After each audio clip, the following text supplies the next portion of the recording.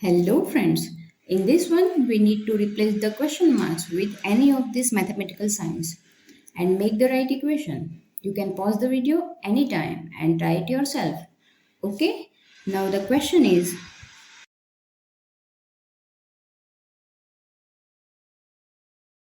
and the signs are division, exponent, multiplication, addition and subtraction.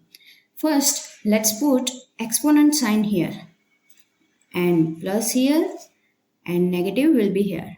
According to the rule of PEMDAS, this will be operated first. 8 square is 64.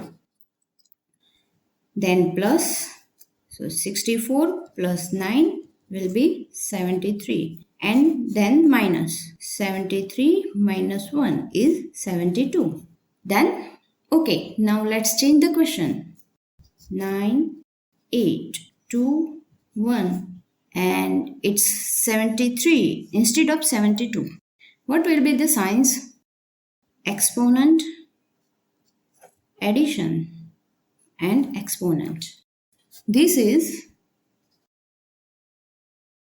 so it will be 8 square and 8 square is 64 plus 9 is 73.